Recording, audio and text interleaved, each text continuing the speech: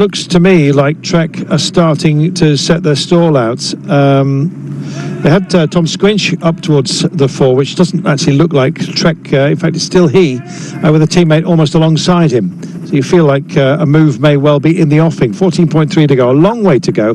How long is this going to take us to complete, Brian, notably with the inclines that we've got? Maybe a couple of days, but for these riders, probably about maybe 40 minutes from now to get to the top. But we do get on, by the way. Yeah, but if you're making a big effort now, you kind of pay for it later on, and that's why there's no big reaction from the likes of Astana and Trek Segafredo for the moment. They're just content and just sitting there.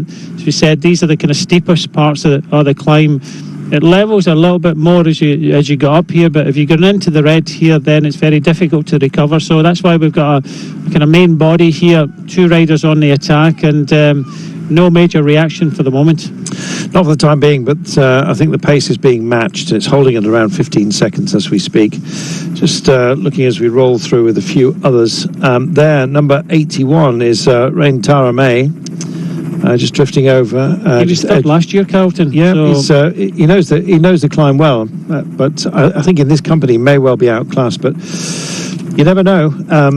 As we said, it's strange times, Brian, for everybody. We're not quite sure of form, least of all for Quintana. It should be his kind of day quite easily. Whether it will be is anybody's guess. Yeah, you remember the start of the season to the La Provence, and he absolutely ripped up this part of the climb. Absolutely killed everybody that day, and went on to take the stage and take the victory in that race. But this is what I was saying a little bit earlier on. Patili, he made that effort, and you're making that effort here. You're not going to recover from it in the next 13.4 kilometres. You can see the effort the Caja Rural rider is making at the moment. While we go back to the peloton and they're just sitting tempo. When you go bang at this moment, you go backwards. Believe me, I've been there and I've done it. And just as you say it, you hear a pop almost. Looks like he just misgeared for a moment there and got himself sorted out. Meanwhile, the chase still being posed by Astana. If Amezquita has a role, it's for Christian Rodriguez within Caja Rural. He will be their rider for today, I believe. He went extremely well in Burgos. Let's see how he goes right now. Astana still pacing. Trek have just drifted into that with the white, navy blue and red. Arkea with their scarlet close at hand. It's a mishmash of all of those teams for the time being at the head, and I think that's from where our victory is going to come today. I still believe in Quintana. I know he's had a bump and a few bruises, but he's so classy, and I think if he's even close to his best, he'll go for it. Vlasov, Brian's pick today. It's a great pick as well because he's in such spectacular form as we saw at the weekend in the Occitanie. 12.8 kilometres then from home we are at the moment, and some baring of teeth going on as the grimaces start. But look at Vlasov there, the Russian champion. Looks cool as you like, Brian. He looks very comfortable. Yeah, he does look good. He's got Miguel Angel Lopez just in front of him, just drifting back a little bit more. Fabio Aru for UAE just moving up in the right hand side. Good cluster of Trek Segafredo as well. Ryan Taramay is in there. Harada also. So most of the riders we've kind of mentioned when they're on a corner, just sitting behind Nairo Quintana. They're just kind of moving up a little bit. So most of the riders we've already kind of mentioned are already pretty much at the front of this race today. Miguel Angel Lopez just tucked in on the back wheel of Tejeda at the moment, I think it is. Meanwhile, a little bit of chit-chat going on. That's Richie Port having a brief word to Ed Ravasi. I'm not quite sure why. Nonetheless, it's a fraternity, isn't it, pro cycling, and lots of these guys share the pain and also indeed the wider experience. Joe Dombrowski looks like he's struggling, I'm afraid, for UAE, so it's not going to be the American today. Fabio Aru is faring an awful lot better. Joe is sitting just in front here of Ludvigsson, who is starting to chug a little bit as well. A tough day, and if it's early in your season, which we kind of have to regard this as, Brian, after such a long layoff, it can be a rude awakening to have these kind of demands placed and imposed upon the body. Yeah, it's very difficult when you get told, like, in lockdown there's not going to be any races. What do you do? And a lot of the riders took to, riding some virtual races. Some riders decided to have a little bit of a break. I think that was a good thing, because it just kind of freshens your mind a bit, and then start to prepare for this season. But yeah, it's been a very difficult time for many, but everybody knows that they're in a race today and they know what they've got to do. Diego Rosa done his job and just heading backwards here. Rosa worked so hard for Quintana, of course, his principal. When Anacona is still within that group, and others just starting to be bitten by the day. This is Jaime Castillo of Equipo Kern, Farmer in the green. And indeed, just sailing by. It's not going to be Tara May. We thought as much, Brian, in this company. The heat today as well has been intensified. When you're in the covered areas here, those that accept a sunspot, so not in the shade, the ground cooks and it's very humid. It can be really sticky and not very nice at all. And the humidity added to the heat can make it even more sapping, can't it, Brian? And it doesn't help that you're going up this climb. Well, these guys are going up this climb faster than most people were, but when you're going up quite slow climbing and the heat comes down, it's it takes its toll. Certainly does. 11.4 kilometres to go. So what sort of inclines are we dealing with at the moment? It's easing ever so slightly to around just shy of 9%, but it'll be going back over that and drifting up to 10. The toughest part is the climb to Chalet-Remenard, and it is from about, now-ish really, in about 300 metres time, and it goes on for 4 kilometres, Brian, of almost relentless, hovering around 10%. That's not nice. No, not at all. It brings back painful memories for me. This is super hard, and it wasn't this hot as well. And when you climb up a climb like this and you're not going very fast and it's very intense, the heat does get to you and you're concentrating, and you're looking up and you're looking at Astana riding at the front and you're thinking, wow, these guys are flying. But to be honest with you, they're just feeling it as much as you are. There's a lot of mind games when you're climbing, and then just round the corner you'll see 10 kilometres to go and you're thinking, oh, another 10 kilometres to go, how can I do this? So it's encouragement and focus. You have to keep completely focused there. But this is really, really thinning down. We saw Madouas was dropped there. He was a rider we kind of talked about that potentially could get up there, but it's not going to be his day today, and this is really thinning out this front group now. Certainly is. I wonder if Pierre Latour didn't rock quite so much over the bike, whether he would have indeed a little bit more success. So Ravasi it is that pushes on. Now this presumably may well be a marker for Fabio Aru. Let's wait and see. Aru's still within this group, just tucked behind the Astana boys, who are of course keeping vision, looking out and seeing who indeed is the next to make the move. Well, we said it was an ungainly kind of style for Pierre Latour, but he's going again. We've seen this over the last couple of days. He often goes, pushes on, Brian, and then just fades. In fact, it's not he, is it? Yes, but I'm just looking up, just pointing out, Miguel Angel Lopez has just moved to the right-hand side of the group now and drifting back. He was sitting second place.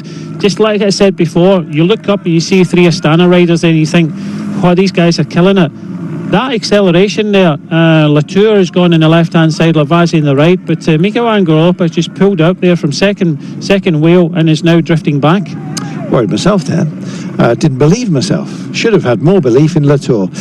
It's just a question that it's just the fact that he has skyrocketed on occasion, and like the cheaper versions, has come back down to land in a car park near you. But right now, he may well be going for full display. Let's see. I still think he's a marker, potentially for others, but he could help himself. So looking back through. Still no move. They're keeping it very sensible. That's style that Sky instilled in everybody of not panicking and riding to the numbers has been adopted by so many teams. And indeed, power meters, there was a big move not very long ago to have them banned to prevent teams just tempoing and killing off efforts such as this. What about Latour today, Brian? Just as we say, ebbing and flowing. Well, he's on the attack now, and he's going to give it a good old dig. Nice to see that spirit. This is a bold move, especially with 10 kilometres to go now. Obviously feeling good, pushing on. Didn't want to take Ravazzi with him, just an acceleration past him, wants to kind of do this alone, but we still have a sizable group behind of possibly maximum kind of 20 riders, and no big reaction, and that's no real surprise because we've already been up this part of the climb already today, and we got all the way to the top. Still 9.6 to go and a long way. And you know, what are the conditions further up when we come out the trees? What are the conditions like? Is that a headwind? Is it a crosswind? And a lot of riders still waiting, and in the group behind still waiting, and working out what they're going to do. This is a fabulous move by Latour, one of my favourite riders. Really enjoy watching him. Miguel Angel Lopez struggling, so it is about Vlasov today and not he. We've seen him struggle over the last few days, actually, prior to this great race. I say a great race because it's a great venue. Mont Ventoux Denilev Challenge, only the second incarnation, but this man, look at him go. Just looking at the gap that he's posting already, this has got to be bridged, don't forget. I know, beautiful, that's all the overbanding. But from this kind of distance, it kind of looks like crocodile skin, doesn't it? Somebody's going to get a nibble, and will it be this man that takes a big bite out of the mountain? Away he goes. Still, well, he's turned it around from the weekend, Brian. He's looking very, very strong indeed. More than that, it looks like he believes. Yeah, much better today, but behind, is it Tom Squinch for Trek Segafredo at the front, the Latvian champion, so he's still there. Still a lot of riders in this bubble of potential winners behind. Nobody attacking, but this is a big effort now, a strong effort and a brave effort. We've already had Bravo in front, and another Bravo performance by Latour at the moment to take this on, but it's Tom Squinch. It's riding at the front, and Trek Segafredo have got 4 riders in this group. Yeah, it's a handsome gathering, to be fair. He's at the halfway mark of the toughest section at the moment, the toughest and longest section, Latour I'm talking about, just in his wake of these guys, just for the time being. But it's great to see them doing so well. It's Nicholas Egg, by the way, who always looks like he's suffering. Looks like he's suffering when he comes downstairs for breakfast in the morning.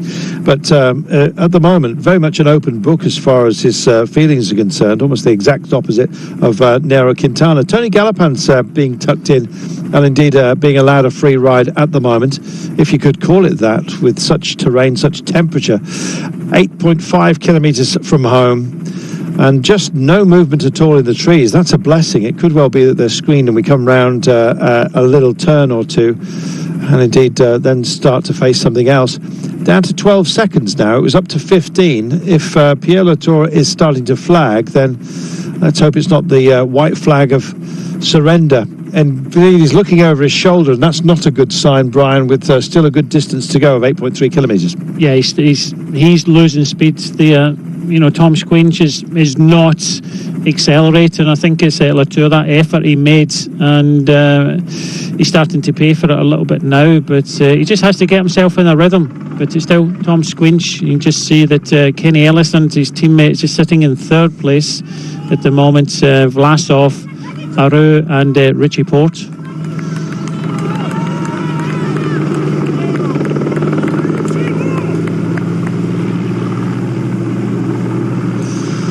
Richie Porte, a man who I'm kind of so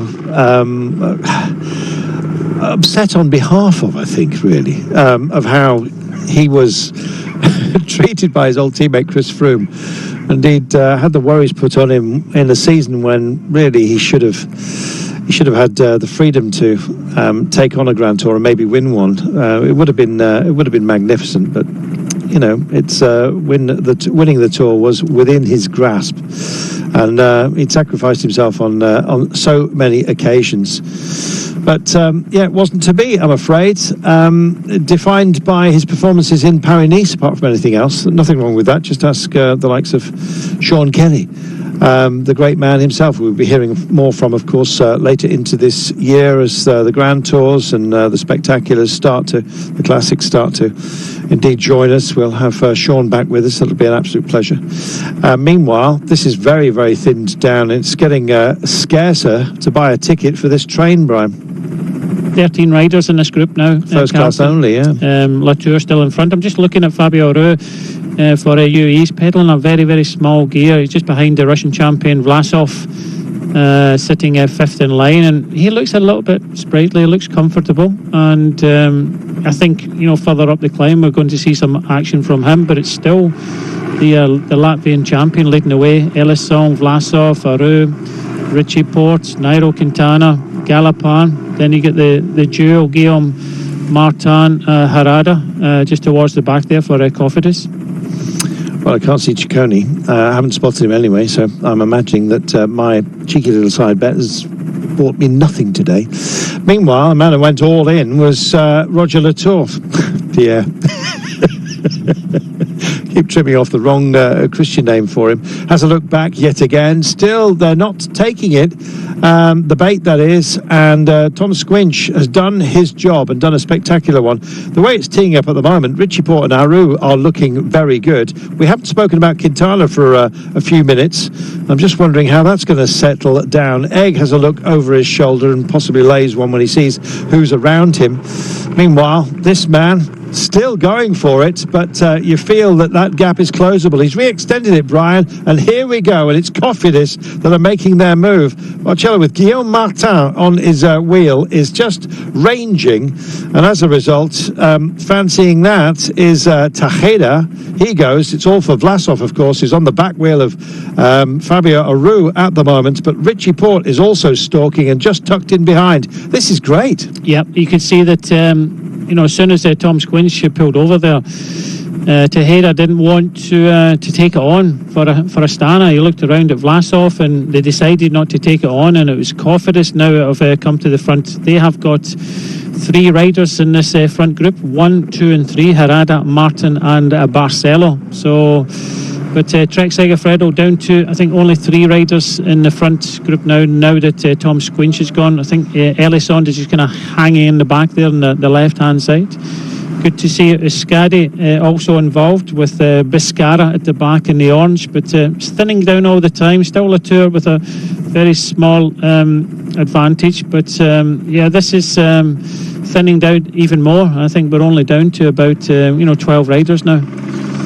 Yeah, Biscari took a stage in was runner-up, I think he was, in the Vuelta a Aragon. Just double check. Yes, indeed he was, thanks to Pro Cycling Stats. Very phenomenal service, by the way. Used by all commentators, whether they admit it or not. You should have a look yourself. Meanwhile, this man is looking straight up the mountain. What a great effort by Pierre Latour, and it's not pretty. He's gone all Tommy Vogler on us. He's gone all in, Brian. It's all or nothing for him, but it's a big ask of himself with 8.5 kilometres to go. He's held the margin, and the pace that he's setting is not able to be matched by some of those that were in the chasing group. He doesn't look comfortable, but it's not a climb that you're going to be comfortable on anyway. If this is his style, which we know it is, he's just going to try and set a rhythm. You look at the style of a lot of riders behind, they're just sitting there and tapping out the rhythm, but Latour he wrestles with the bike, and all the time he's just kind of hanging out there. 12 seconds still, dare I say it, just over 8 kilometres to go. These riders are just looking comfortable. They know what's coming. Still a long way to go, but these are all the kind of poker faces of the riders, and Cofidis are the team that have decided to kind of take it on. They have got, I think Barcelo is now working for Martin. Not too sure about Harada. His face looked as if it was contorted a little bit as we kind of honed in on him towards the back of this group. Led by Cofidis as we stand, and it's Barcelo with Guillaume Martin just tucked in. We have Vlasov running in 5th place for the time being. Richie Porte hoving very close to him, and likewise Fabio Aru. Slowly but surely, some of the contenders have been trimmed off the back. Last to go was Mikkel Biscara for Euskaltel, who was hanging on in the orange. Still there, by the way, but at a distance of 10 and 12 metres off the back of that chase group. Pierre Latour has really dug deep here, and it's lovely to see that level of ambition and just the lack of fear, quite frankly, on a day like this. There he goes, and he's going to be clear of the trees before anybody else. The tree line suddenly disappears with the wind venting area, which has blown all vegetation away. And for the time being, that 12 seconds looks like a miscalculation. It looks like it may well be a little bit more than that. Latour giving it a good old dig. That's lovely to see. 7.4 from home, and he goes again. This is fantastic. He wants to burst out into the bored limestone landscape, the moonscape, if you like, ahead of everybody else. And in fact, he's giving himself some options. He's just out of sight momentarily as he takes that gentle left-hander, looking at Aru, a man who, when he found out that he had basically a renal issue, he cried with delight because he now knew there was a reason. Wow. Look at this. Off he goes. I'm loving this. So Guillaume Martin has decided he's going to dig in now, and he looks fresher than anybody. Yeah, that's a big move. This is the first big main move of this race today. That is massive. No reaction whatsoever. Barcelo was just sitting there, and Guillaume Martin just decides, bang, I'm going after Latour. And Latour he's been fighting for the last kind of couple of kilometres to try and stay away, but Tejeda comes to the front for Astana. I don't think he's got the legs going to close this one down, so this is going to be interesting to see if anybody goes after Guillaume Martin now. Well, he is the man, Martin, for Cofidis. Let us see how he will work it. In fact, I think he's heading for top favoured status when it comes to the Tour as well. Cofidis, I've got a great contender here, and just look at the difference between the souplesse of both of these riders. Very different styles. Guillaume Martin is just smooth as you like. Amazing core strength as well to hold his torso in that position and just give himself a basis really to pedal the way he is doing. And he's going to come straight over to Pierre Latour here. I just wonder whether he's going to go by him. It may well be that he just breaks his heart with a different tempo. He's out of the saddle right now. It was just a very, very considered acceleration. Doesn't want to offer a back wheel to Latour. He accelerates himself as well. So you want to come in front of me, you're going to have to work for it. And this may well be a bargaining tool, at least written in philosophically almost. Meanwhile, Kenny Elissonde picks it up right now. Fabio Aru is there, tucked in. That is Tejeda still, Harold Tejeda, who's going to be a marker for Alexander Vlasov if he needs it. But this is great work at the moment. Two Frenchmen up at the front, Guillaume Martin and Pierre Latour. Well, this is exactly what this race would have hoped for, Brian. Yeah, this is good, and that was quite a nice moment there from Latour. You could see that Guillaume Martin was trying to accelerate past, and he just accelerated with him and he said, look, you're not dropping me now. But he's when I look at Latour, one name that comes into my head, and it did him no harm, the kind of ungainly style out the saddle and wrestling his bike, and that's Tommy Vauclair. He was just always out the saddle, and Latour, he looks strong enough, but now we've got a bit of a reaction behind, and I think it's Trek, Segafredo are having to do something, but it's Fabio Aru, and he's got for company Tejeda, but Tejeda is not doing anything at all. But Fabio Aru, that was a bit of an acceleration, but Ellison, Ports, Herrada, Galopin, Vlasov, Quintana, moving a little bit further back to Cajaruals, Rodriguez. So a good ride from Tony Galopin for the moment, but that's last year's winner, but he's starting to suffer a little bit as he pulls out now and goes a little bit further back the line. Kenny Elissonde just guiding Richie Ports here, just trying to bridge over. No panic at all from Vlasov, and the way he was looking round, he looks very sprightly, fully aware. It's not like he's hanging on, he's just making assumptions about those around him and when to make his move. The ticker has been stripped out from us, unfortunately, but the terrain is around 8.3%. It's going to come down to about 7, and that'll feel like a gift considering what they've actually already had to deal with here. There's Barcelo, who helped to tee up Guillaume Martin. I don't know why we're getting too much of a close-up of the poor man. And indeed, everyone's starting to suffer. This is an extremely select group. Carlton, Miguel Angel Lopez has just come back. he's just come back to the front group. I think that's why we're concentrating in the back of the group there. But Miguel Angel Lopez the wrong man then, yeah. found his, I think, his second wind and come back to the kind of main body of the group behind. We still get these two in front, Latour and Guillaume Martin. We've got Fabio Aru and Tejeda just in front, and then we've got the group of kind of Richie Porte. But Miguel Angel Lopez has just come back to them. Great, good to know. By the way, in case you're wondering why Brian didn't just jab me in the ribs and hand me a note, because of social distancing, we have to keep a distance. We're in separate commentary positions here, unsighted. Meanwhile, these two are wrestling each other, and Martin decides to stick it to Latour. He's not having any of it either. It may well be ungainly, but he's still very effective, and he's got some fight left in him, and that's what he's proving, Brian. I love that. Yeah, this is a fight, and I don't really think they should be doing this. Latour is trying to kind of hold on to him, but Guillaume Martin, oh, bang, there he goes. Guillaume Martin just wants to go on alone, and he doesn't want to tow Latour with him, and just a wee bit too far for him now. It was. He dug too deep, and unfortunately he did not strike gold. It was something less fragrant. Meanwhile, Guillaume Martin goes for it. You can see the wind as well. It's favouring him at the moment. It's at his back, as the old Irish poem goes. But looking as well at those who are chasing in. Latour, enough, he says, for me. He just hit the wall that is Ventoux. And indeed, as the trees start to thin out, this man is just looking spectacular. Guillaume Martin is away, so we look further back down the mountain to see who's got what it takes to bridge over. Latour's picked it back up again. I'm wondering if the inclines just get a little bit more favourable, and that's where we're heading for right now. Suddenly it falls down to about 5.5%. He's not given up just yet. Fabio Aru finding himself out in no man's land at the moment. Well, he has got company along with him. I think it's Tejeda. Meanwhile, you're looking at Richie Porte being guided up as well, and there is Vlasov. No panic by Vlasov at all. When does he need to worry, Brian? Because 18 seconds is starting to look like a decent gap, the way that Guillaume Martin is going.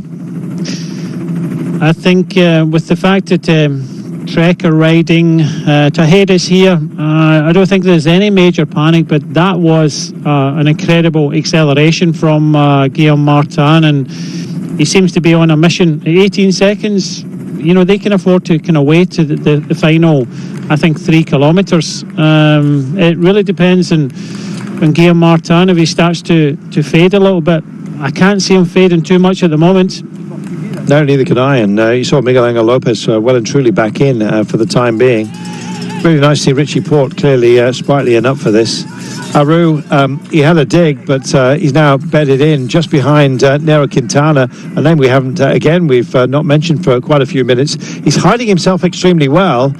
It'll be fascinating to see what he's got, and I suspect it will be either follow Vlasov or not, and that will be your answer.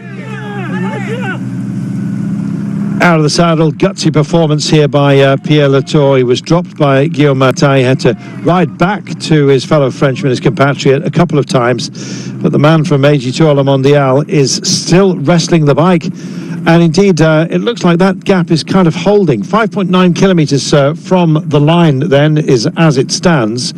And suddenly we're down to about 5.8, or we will be once they get to this little ridge, which is just being crested right now by Pierre Latour. 20 seconds, and here is that flatter section that we were telling you about. Sort of a pit stop for many of those who take on this test. There is an enormous sportif that comes around this race, by the way. So do come and enjoy Ventoux with roads closed and thousands enjoying it. I think they had 2,500 last year. That's a lot of tickets, if they had to buy one. Meanwhile, Martin really having a look and has the luxury of looking back. Now, there is one more steep section that he's going to have to deal with, and it'll be coming about the 1,400 metre mark. As he stands for the time being, he's got a little bit of a test before he gets there, around 7 or 8%. And he may have trouble in the form of Latour, who's not given up at all, Brian. This is great. No, I wouldn't expect him to give up. He's just coming through Chalet-Reynard now, where the race went up before it kind of turned right. We turned left. and then we start heading up towards the top. But it's still hot conditions up here. We've got Guillaume Martin on his own at the front, with about 10-15 seconds on Latour, and then we get this group of 11 riders, including Quintana, Vlasov, Richie Porte, Galopin there in third place, so he's doing an incredible ride. But 11 riders left in this kind of favourites group. Gosh, you can feel the heat, and it very much feels like Tour de France time, doesn't it? Well, the great race itself delayed, of course, by you-know-what, pesky virus. And redesign of the season, which has enhanced the challenge here in this race. I mentioned at the top of the show that basically the roster of riders who've taken this on, who would have been absent, have made it one heck of a test. If Guillaume Martin does indeed take it today, and he's looking very good for this at 20 seconds advantage. I know he's still got 5 kilometres or so to go, but he looks so strong. We're waiting for Vlasov to make his move. He's not been tempted to do so just yet, but he is rolling towards the front of the peloton. And Nero Quintana is right there with him as well. Likewise, Richie Porte also tucked in here. Fabio Aru has been going forward and then drifting back. There he is, number 41 from UAE. Just on the back wheel of Quintana as we speak at the moment. A few chops and changes of personnel. And look how twitchy Vlasov is. He wants to have a look at everybody. He's almost allowing himself to drift back. Doesn't want to do the chase into this one, because he's got Tejeda, who's done a great job, his teammate, right there. So the Russian champion will have a dig in a few moments' time. But Kelly on to, and there goes Vlasov. He's picked it up and indeed almost caught the camera out as well. He's gone. Now this is Vlasov's move. He's got a couple of course of battle points to range into his vision, and there is the first of them. He has to get to Latour. He has to sail by, and suddenly the warnings go off, and it's catch me if you can that's been issued here. And Richie Porte is the man who's sent off after him, and guess who? Nero Quintana, likewise, who's riding this wheel, surfing it if you like. Let's see what Vlasov does, and whether indeed Richie Porte or indeed Fabio Aru can catch him. Finally, Latour has got somebody he can follow again, but that gap's just started to stretch, and that elastic's now broken, and Vlasov's gone again. So he's found Latour. He's got a motorcycle filming him here. He'll dig in behind that and enjoy the ride, I think. Meanwhile, we look further back as the motorcycle does indeed get straight in front of him. I don't think it's deliberate, just trying to get you the pictures, but it's helping Vlasov enormously here, and he can ride where on earth he likes. It's up to the picture man to move, essentially. Meanwhile, flick out of the arm for Richie Porte, and Quintana says no, after we've seen that when he was racing for Movistar. It's not characteristic of the way he's been riding since he moved to Arkea. And Latour, I'm afraid, is starting to chug just a little bit. Richie Porte is out of the saddle as well, and he sees his prey. The Richie Porte of old would be lovely today. He could still win this. 24 seconds, though, I'm afraid, back from Guillaume Martin, who's up the road. And that's why, no choice, Vlasov had to make his move, Brian, and he's done so. Yeah, he did. Tejeda came to the front, injected a little bit of pace, and that set up Vlasov, and Harada was just being distanced. It really now depends on Richie Porte and Quintana. If Quintana can help, then they can catch Vlasov, and then it's a formidable trio to try and get Guillaume Martin. But I'm not too sure if Vlasov is bringing back Guillaume Martin at all. But just as we say that, Quintana all over for him today. Couldn't hang on to Richie Porte, but can Richie Porte get to Vlasov? That's the big question. Richie Porte goes. A couple of disappointments for Richie Porte at the weekend. Quintana clearly not where he needs to be after his bump and bruises carried over from Colombia. Altercation with a motor car, essentially. But his team director sportif saying he'd been off the bike for 10 days, and that's clearly now being displayed. Richie Porte, though, looking feisty. No sign of Fabio Aru either, so some big names in the wake of Richie Porte. And this is great to see, Brian. A man who's been almost punished for his loyalty in the past, right now allowed to do it for himself. It'd be great if he could dial the clock back. At the moment, though, he's got to bridge this gap to Vlasov, and the pair of them have to take on Guillaume Martin, who looks exceptional. Yeah, Richie Porte keeps on looking behind. He just has to kind of concentrate in front. If he can get to Vlasov, just looking now, Vlasov, they're getting very close to Guillaume Martin. The only thing is, Guillaume Martin, he's got a big decision now, whether he eases a little bit and waits for Vlasov and tries to recover a little bit, or he keeps on going. But it looks as if he's easing a little bit, and Vlasov, what will he do? Will he go straight past? By. surely. Doesn't want to offer up anything. There he goes. Look at the power. Now then, 1 bike length, 2 bike lengths. Can he find any more? Let's see if it expands. Not for now. And indeed, Martin goes for it. And I think Vlasov accepts the company for now, knowing, I suspect, that he could beat him in a sprint at the line. Let's see. They've got this, another very, very steep section, 9.2% still to come. As it stands, it's around about 8.5%. And those half percentage differences as you move up towards double figures really do count. And Richie Porte hasn't given up the ghost. It could be a 3-up sprint this, Brian. Yeah, I think Richie may struggle to get on. It really depends on if there's a collaboration between Guillaume Martin and Vlasov. For the moment, Vlasov is just happy setting the tempo. You can see that Martin was sitting up waiting, but now the big question has been made. If Guillaume Martin doesn't ride, then Richie Porte will get up to them. Yeah, he will, but then in a 3-up battle for the line, it's going to be Vlasov. He said, do you want to finish second or third? Because if Richie Porte comes through, it might well be third. Suddenly, Guillaume Martin, I'm reading speech bubbles here, which are only occurring in my own mind. But nonetheless, he asked the question, and the answer was he went on the attack. Vlasov immediately just drives on himself, and they're pulling away from Richie Porte right now. Basically, Vlasov said, "Have you seen who's coming? If you want to just make it a 1-2, then you're going to have to do some work. Second place better than third, I guess. Indeed, was the inference. But Vlasov seems the stronger of the two. He's looked great form of late, the Russian, and he's showing a back wheel to everyone at the moment, Brian. Yeah, he didn't want Richie Porte to come up there. He swung over. Guillaume Martin never gave him any help. And that's your answer, Carlton. He just never had it in the legs. Yep. Well, here it is. Just couldn't come and help out. It was as simple as that. And Vlasov has left them all behind. This is magnificent. Well, we suspected he would have a spectacular performance in him, and you're seeing it right now on just the most amazing theatrical stage in cycling almost. Mont Ventoux beckons. It took millions of years to create, and indeed just one afternoon to conquer, it seems, by Vlasov. Wonderful. Here's Richie Porte just sailing by Guillaume Martin. I think his battle with Pierre Latour probably took something out of him as well. Maybe just a little bit of mistiming by Martin, I'm not quite sure. With Vlasov always there, I think he gave it the best shot that he had in his armoury, Brian. It just hasn't worked.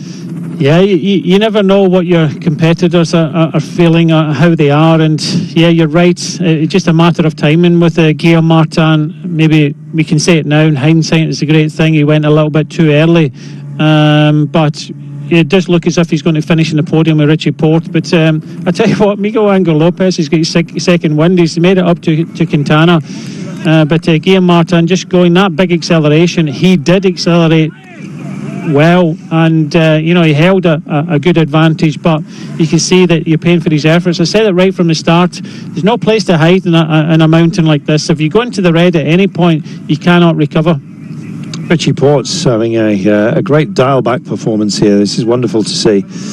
And the encouragement as the crowds and the fans recognise him here, screaming at them. It's nice to see the fans who've been warned to stay at the side of the road and not encroach and get too close to the riders, to give them the option of indeed giving the fans a wide berth, respecting that, not stepping in front of them. 15 seconds, it says, is the group. I think that must be the back to Richie Porte. Just take a marker for you right now, and it's a lot less than that. He keeps on looking behind. He does. Richie Porte can't help it. It's not doing him any harm at the moment. Maybe he's just settling himself mentally. These are the snow markers which tell the rangers how deep it is during the winter time. It's all melted and blasted away, as you can see. And likewise, Vlasov, who still holds this margin, but Richie Porte doggedly is not giving up the ghost at all. 1.9 kilometres, so just run a clock on it right now. He passes that marker, and Richie Porte in arrears. I'm afraid to tell you that the clock is correct. I thought it was a little bit out. It's probably better than 15 seconds, and it is. It's around it's around 12, but nonetheless, I'm afraid that's still not going to be enough by the looks of things with just 1,800 metres to go. It's the toughest part because it's right at the very top that this 10% incline, well, 9.8 thereabouts, does come, but Vlasov looks equal to it. And what a spectacular sight, Brian, iconic in the world of cycling. Yeah, these are fantastic views. You know, the riders won't be looking at the views, they'll be looking at the road in front, but all three riders at the front, Vlasov, Richie Porte, Guillaume Martin, pretty much all on their own. And then we get this kind of small Quintana group of Elisond, Latour is still in there, but you know, this man, I think, chose the right time to accelerate. It was just a matter of time. Astana have been pretty much riding all day, but it's been great effort by Guillaume Martin, but I just think, you know, hindsight, maybe he should have waited a little bit, but it looks as if he could still finish on the podium today. I've got a feeling, Brian, that he had no choice but to go when he went. Even if he'd left it later, I think he would have just been wound in by Vlasov, who, the Russian champion, is on spectacular form at the moment. You have to find a way of unpicking the lock, as it were, that Vlasov has, and indeed is certainly displaying today. Richie Porte, though, is closing this gap. I know that it says 14 seconds. It's a little bit less than that by my reckoning. Not terribly much, but nonetheless, Vlasov has a look over his shoulder. He's got the gift, really, of some cars in front of him, and he's going to use that. Vehicles all around him, those chasing him, will also offer up a little bit of a bow wave. They've got a lot of photographers to get out of the gap with only 1,200 metres to go, and I suggest that Race Commissaire does it right now. Come on, fellas. You're going to have to give them some racing space, and they do indeed peel alongside, and then away they will go. The last couple of pictures of Vlasov before the line, before they're actually called to order. Having this amount of motorcycles around you, Brian, it can be quite disconcerting, quite frankly, because you want to use all of the road you possibly can, and they're in some of your drift lines. Yeah, I think you know, most of the riders are kind of immune to what's happening round about them. They're just so focused and, you know, doing what they're doing. But I tell you what, these pictures we're seeing now up here, this race looks absolutely amazing. And I know that many of the other pros kind of watch these races, and if they're watching this race now, maybe next year we'll get a better field. Richie is out of the saddle. He's closing this gap as Vlasov just starts to struggle. Now then, has a check over his shoulder, and indeed he's got a bit of golden bangle dangle going on here, swinging one way and another. He's not swinging as we pass by the Simpson Memorial, and we doff our cap every time we do. Meanwhile, back to this battle, and indeed Richie Porte, can he possibly pull this off? Well, we're not at the line just yet, but the road's running out for Richie Porte. What a brave effort, though, by the Australian. Yeah, he's been very consistent, and you know, he's just been kind of right on the threshold the whole way. But you could see that you know, when Vlasov swung over for Guillaume Martin to come through, and then he looked around and saw Richie Porte coming. He just thought, well, I'm not taking Richie Porte anywhere further up this mountain. I'm going again, and that was it. That was the deciding point of this race. He did not want Richie Porte to get anywhere near him. He's looking around. He is hurting. He's hurting a lot. That's why he's starting to look around a little bit more now. But yeah, Richie Porte has just ridden this climb consistent. I think Vlasov has still got enough, but it's been a good fight by Richie Porte. Certainly has. Well, he went extremely well in the Tour of Provence, did Vlasov, runner-up to stage winner as well. But it's this form of late which has just been shouting loudly to us, and he's produced it today. And indeed, he said goodbye to some very, very accomplished names. All right, notwithstanding injuries and lack of form and the rest of it. But this was an important race for all of them, not least for this young man. 24 years of age, the Russian champion, and something of a phenomenon. It's great to see him here, and indeed riding like this, with this level of confidence too. And an old head on young shoulders, Brian. Strategically, he played a blinder here today. Yeah, he has. Magnificent. And we knew, you know, he had the form with Occitane, but what a brilliant one.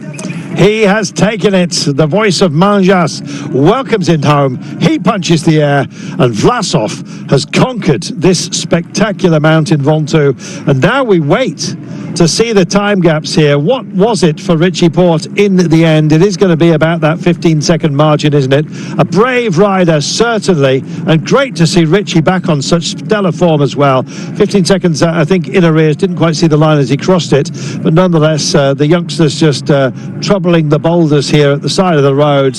And here is the rock, Pierre Latour. Well, you know, he royally entertains always, and you have to take your cap off as well to Guillaume Martin. He was brave. He just went when he thought was the best time to go. Personally, I don't think it was timing. I think he just did what he possibly could at the time. If he'd left it later, then I don't think there was any beating of Vlasov today, Brian. And he just proved to be the best. Yeah, he was the strongest on a climb like this, in a race like this. The strongest is going to win.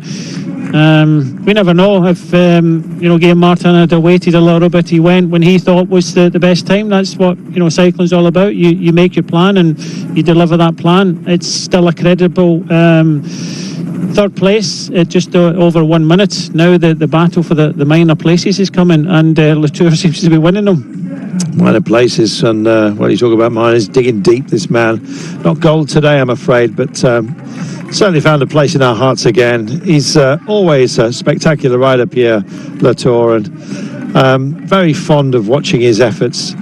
Fabio Roux, we welcome him back, of course, to racing proper. It's great to see that he's found himself, and Miguel Angel Lopez refining himself even on the course today. Nairo Quintana injured, as others, indeed, who are in great support of Richie Porte. Great to see that they worked hard for him. But what about Quintana, Brian? Always a road when you've had a knock such as that, but 10 days off the bike clearly reflected as a negative today for him. He's within 2 minutes. I think he would take that, considering his injury and 10 days off the bike.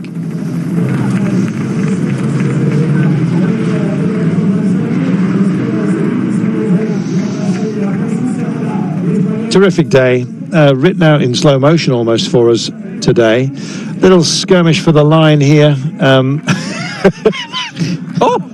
love that.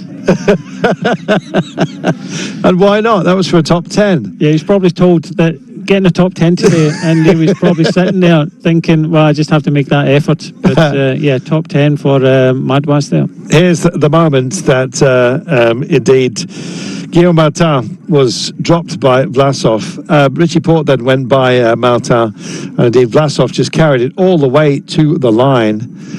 Wonderful performance by the young Russian. How much more are we going to expect from him this year? Quite a lot, I'll be bound.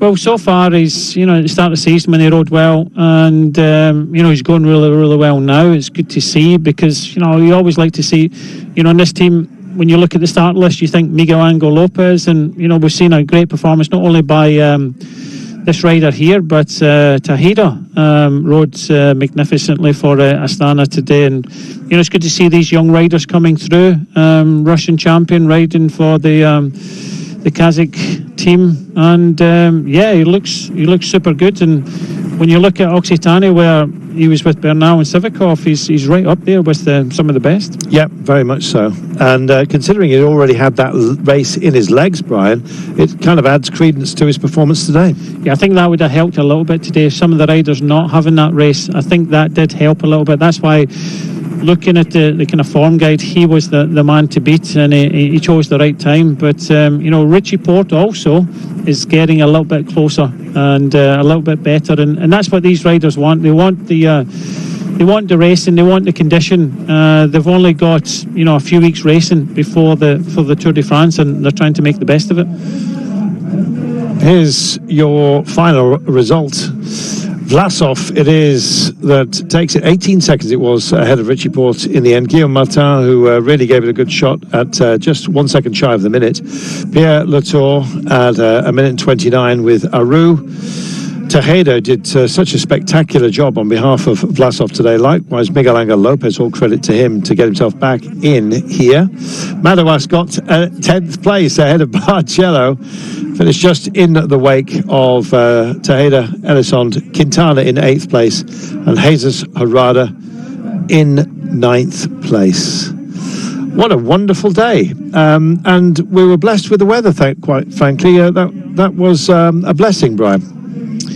Yes, it was. It was good conditions, good, warm conditions for everybody. The wind didn't play too much of a factor, but yeah, it just was a spectacular looking race, and I think this race will grow.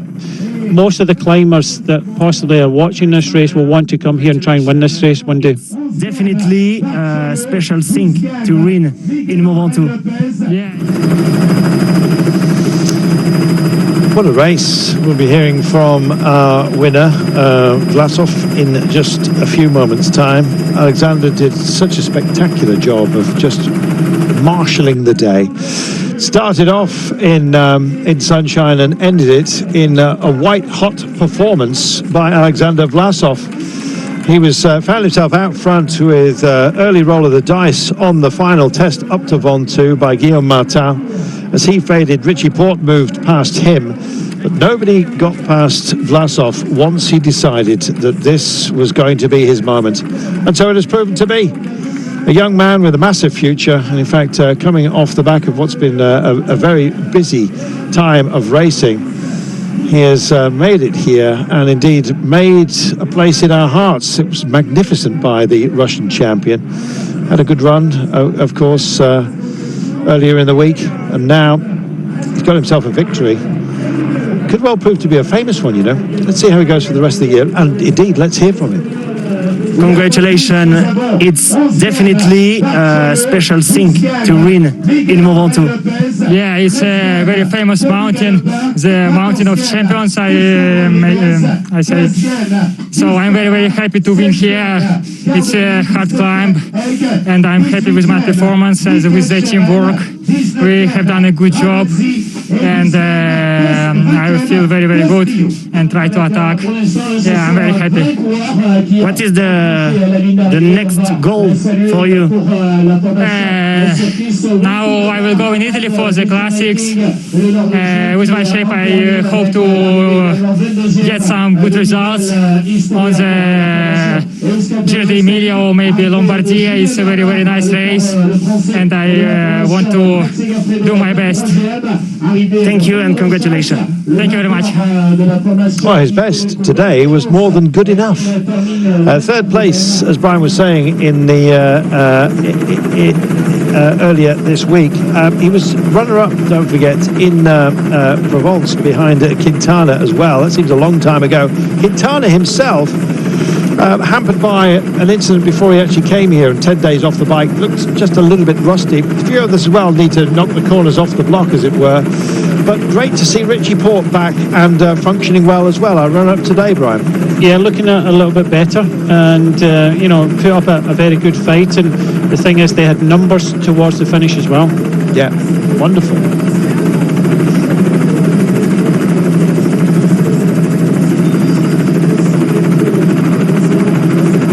And confirmation of our result. Vlasov takes it. 18 seconds. That seemed an unkind margin in the end to Richie Porte. I think he knew he was good for second. Guillaume Martin, Latour, Aru, Tejeda worked so hard for Vlasov, Elizondo, Quintana, Herrada and Madouas, who sprinted against Barcelo at the last to get a top 10 and indeed made it on exactly the same time, but just nicked that top 10. That's what you need. Just keep it in your head.